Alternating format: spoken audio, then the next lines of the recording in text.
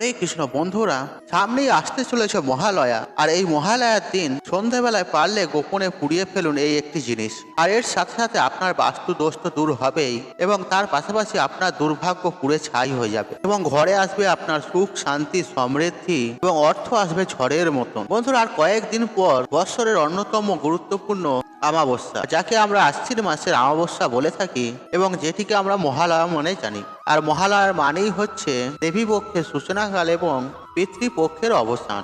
আর দেবী দুর্গার চক্ষুদানের দিন হচ্ছে এই মহালয়া। বন্ধুরা, সনাতন ধর্ম অবলম্বীদের কাছে আর এই মহালয়ার দিনটি একটি বিশেষ গুরুত্বপূর্ণ দিন।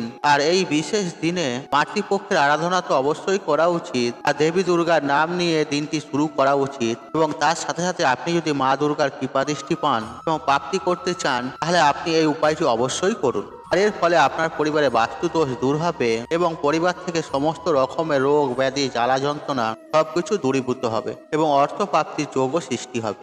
এবং তার সাথে এই বছর আবার যুক্ত হয়েছে বছরের দ্বিতীয় ও সর্বশেষ সূর্যগ্রহণ। তাই বন্ধুরা, সূর্যগ্রহণ ও মহালয়া একই দিনে পড়াতেই এর একটা বিরাট সংযোগ সৃষ্টি হচ্ছে। আর যে সংযোগটি তৈরি হচ্ছে সেটি একটি গভীর সংকেত দিচ্ছে। আর এই সংকেতটি হচ্ছে কিছু কিছু রাশি মানুষের ক্ষেত্রে শুভ সংকেত এবং কিছু কিছু রাশির ক্ষেত্রে অশুভ সংকেত। তাই বন্ধুরা, ব্যক্তি হিসেবে সবারই কিন্তু সতর্ক থাকা উচিত। বন্ধুরা, আজকের এই ভিডিওতে আপনাদের সাথে শেয়ার করব আর মহালয়ার এই বিশেষ দিনটিতে সন্ধ্যেবেলায় এই একটি জিনিস পুড়িয়ে ফেলুন।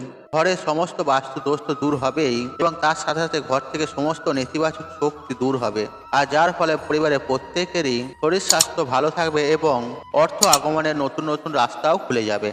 আর শারীরিকভাবে পরিবারের প্রত্যেকেরই মঙ্গল হবে। তবে চলুন বন্ধুরা, ভিডিওটি শুরু করা যাক। তবে ভিডিওটি শুরু করার আগে আপনাদের কাছে একটা ছোট্ট অনুরোধ, আপনারা ভিডিওটি স্কিপ না করে শেষ পর্যন্ত দেখুন এবং ভিডিওটি দেখে উপকৃত পেলে তাহলে ভিডিওতে একটি লাইক করে কমেন্টে জয় মা দুর্গার জয় লিখে কমেন্ট অবশ্যই করবেন, এবং ভিডিওটি যতটা পারবেন বন্ধু বান্ধব আত্মীয়জনদের সাথে শেয়ার অবশ্যই করবেন, তাতে এইরূপ ভিডিও পেয়ে তারাও উপকৃত পাবেন এবং আপনাকে ধন্যবাদ জানাবেন। তবে চলুন বন্ধুরা, ভিডিওটি শুরু করা যাক। বন্ধুরা, আমরা সবার প্রথমে জেনে নেব এবছর 2024 সালে মহালয়া কবে পড়েছে।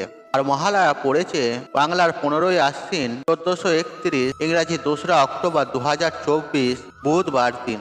আর অমাবস্যা তিথি শুরু হচ্ছে 1 অক্টোবর মঙ্গলবার রাত্রি 9:39। আর তিথি সমাপ্ত হবে বাংলার 15ই আশ্বিন 1431, ইংরাজি 2রা অক্টোবর বুধবার রাত্রি 11:07। বন্ধুরা, যে জিনিসটি পোড়ানোর কথা আমি আজকের ভিডিওতে আপনাদের সাথে আলোচনা করব, আর সেটি আপনাদের পোড়াতে হবে 2রা অক্টোবর বুধবার দিন, অর্থাৎ মহালয়ার দিন সন্ধ্যাবেলায়। বন্ধুরা, যখন আপনারা সন্ধে দেবেন ঠিক সেই সময় এই উপায় বা ক্রিয়াটি করতে হবে। আর এই নবরাত্রির সময়ে মা দুর্গার আশীর্বাদ পাওয়ার জন্য আপনার ঘরের বাস্তু দোষ দূর করতে হবে। আর আপনারা প্রত্যেকেই জানি এই নবরাত্রি চলাকালীন 9টি দিন মা জাগরিত অবস্থায় থাকে। আপনি যদি এই ক্রিয়া বা উপায়টি করতে পারেন নবরাত্রির দিন, মানে মহালয়ার দিন, তাহলে আপনার ঘরে সুখ, শান্তি, সমৃদ্ধি সবকিছুই ফিরে আসবে। বন্ধুরা, এই উপায় বা ক্রিয়াটি আপনারা কিভাবে করবেন এবং এই উপায় বা ক্রিয়াটি করার সময় আপনারা কি কি সতর্কতা আছে মেনে চলবেন, আর এই সমস্ত কিছু এই ভিডিওর মাধ্যমে আপনাদের ঘরে স্টেপ বাই স্টেপ জানিয়ে দেব। বন্ধুরা, এই উপায় বা ক্রিয়াটি করতে আমাদের লাগবে মাত্র 3টি সামগ্রী। আর এই 3টি জিনিসই প্রত্যেকটি বাড়িতেই থাকে, ঠাকুর ঘরে বা অথবা রান্নাঘরেতে প্রায় থাকে। আর জিনিসগুলি হলো লবঙ্গ, কর্পূর এবং তেজপাতা। হ্যাঁ বন্ধুরা, আপনারা ঠিকই শুনেছেন। বন্ধুরা, এই কর্পূর আমাদের প্রত্যেকটি পুজোতে ব্যবহার করা হয়। তাই বন্ধুরা, ঠাকুর ঘরে কর্পূর থাকা অত্যন্ত শুভ। বন্ধুরা, এই লবঙ্গ এবং তেজপাতার মধ্যে এমন কিছু গুণাগুণ রয়েছে যা ঘর থেকে নেতিবাচক শক্তিকে কিন্তু দূর করতে সহায়তা করে। বন্ধুরা, তার জন্য লাগবে নিখুঁত লবঙ্গ এবং নিখুঁত তেজপাতা, অর্থাৎ লবঙ্গগুলি যেন ফুল সমেত থাকে, অর্থাৎ কাটা ছেঁড়া ফাটা না থাকে এবং ডাঁটি সমেত হয়। আপনারা 7টি লবঙ্গ নেবেন আর 7টি তেজপাতা নেবেন। তেজপাতা দেখে নেবেন তেজপাতাগুলি যেন ছেঁড়া ফাটা না থাকে, অর্থাৎ নিখুঁত 7টি তেজপাতা। আর এটি আপনারা বন্ধুরা আগে থেকেই জোগাড় করে রাখবেন। বন্ধুরা, রান্নাঘরে তেজপাতা বা লবঙ্গ ব্যবহার করবেন না, আপনারা বাইরে থেকে লবঙ্গ ও তেজপাতা কিনে নিয়ে আসবেন। আর আপনারা সকালবেলায় যখন পুজো অর্চনা করবেন, তখন আপনারা আপনাদের ঠাকুরের সিংহাসনে আপনার ঘরে যে মাতৃশক্তির বিগ্রহ আছে আর তার সামনে আপনি এগুলিকে রেখে দেবেন। 7টি তেজপাতা, 7টি লবঙ্গ আপনি রেখে দেবেন এবং 7টি কর্পূর। বন্ধুরা, সারাদিন লবঙ্গ, কর্পূর এবং তেজপাতাগুলিকে আপনার ঠাকুর ঘরেই রেখে দেবেন, মায়ের চরণের কাছে রেখে দেবেন। আর যদি আপনার ঘরে কোনো মাতৃশক্তির আলেখ্য বা বিগ্রহ না থাকে, তাহলে আপনাদের যিনি ইষ্ট দেবতা আছে তার চরণের কাছেও আপনি রেখে দিতে পারেন। আর মনে মনে মা দুর্গাকে স্মরণ করে নেবেন এবং একটি মন্ত্র আছে আমি বলে দিচ্ছি, এই মন্ত্রটি মনে মনে স্মরণ করে মা দুর্গাকে নিজের মনের ইচ্ছা কথা জানাবেন। তারপর ঠাকুর ঘরে ছোট পাত্র নিয়ে নেবেন, তার মধ্যে 7টি লবঙ্গ, 7টি তেজপাতা আর নেবেন 7টি কর্পূর এবং সেটি ঠাকুর ঘরে রেখে দেবেন। আর দেবী দুর্গাকে স্মরণ করে এই মন্ত্রটি আপনি বলবেন, সর্বমঙ্গল মঙ্গলে শিবে সর্বাত্ম সাধিকে শরণ্যে ত্রম্বকে গৌরী নারায়ণে নমস্তুতে। বন্ধুরা, এই মন্ত্রটি বলে মা দুর্গাকে মনে মনে স্মরণ করে সামগ্রী রেখে দেবেন এবং সারাদিন সেটি মায়ের চরণের কাছে রেখে দেবেন। আর সন্ধ্যাবেলায় যখন আপনি সন্ধ্যা দিতে যাবেন বা সন্ধ্যা আরতি করতে যাবেন, আর সন্ধ্যাবেলায় খুব ভালোভাবে সন্ধ্যা আরতি করবেন, প্রদীপ ধূপকাঠি জ্বালিয়ে দেবেন আর ঠাকুর ঘর সবসময় আলোকিত রাখবেন। আর তুলসী তলাও সেদিনে আলোকিত রাখবেন আর তুলসী তলায় সেদিন একটা প্রদীপ প্রচলিত করবেন। আর মহালয়ার দিন কিন্তু বাড়ির দক্ষিণ দিকে একটি মাটির প্রদীপ, তাতে সর্ষের তেল দিয়ে আর সেটি সন্ধ্যাবেলায় অবশ্যই জ্বালাবেন। আর মহালয়ার দিনটিতে যারা আমাদের পিতৃপুরুষ আছে আর তারা কিন্তু এই পৃথিবীতে আসেন, আর তারা আসেন তাদের আত্মীয় স্বজনের কাছে, তাদেরকে দেখতে আসেন, তাদেরকে আশীর্বাদ করতে আসেন। তাই বন্ধুরা, এই মহালয়ার দিনটি অত্যন্ত সাবধানতা অতিবাহিত করা উচিত। এরপর মহালয়ার দিন আপনি যখন সন্ধ্যাবেলায় সন্ধ্যা আরতি করবেন, তখন সেই লবঙ্গ, তেজপাতা ও কর্পূর সেই সামগ্রীগুলোকে নিয়ে আপনার ঘরে যে ধুনুচি আছে সেই ধুনুচির মধ্যে ভালোভাবে জ্বালিয়ে দেবেন। আর এমনভাবে জ্বালাবেন তার থেকে যেন ধোঁয়া সৃষ্টি হয় এবং জ্বালানোর সময় আপনার ঘরের দরজা জানলা কিছুক্ষণের জন্য বন্ধ করে দেবেন। তারপর ভালোভাবে যখন ওই ধোঁয়াটি তৈরি হবে, তারপর সেটি ঠাকুর ঘরে দেখিয়ে নিয়ে তারপর আপনার বাড়ির প্রত্যেকটি রুমে সেটিকে দেখিয়ে নেবেন। সেই ধোঁয়াটি যেন আপনার ঘরে সর্বত্র জায়গায় ছড়িয়ে যায়, এইভাবে আপনি কিছুক্ষণ রেখে দেবেন।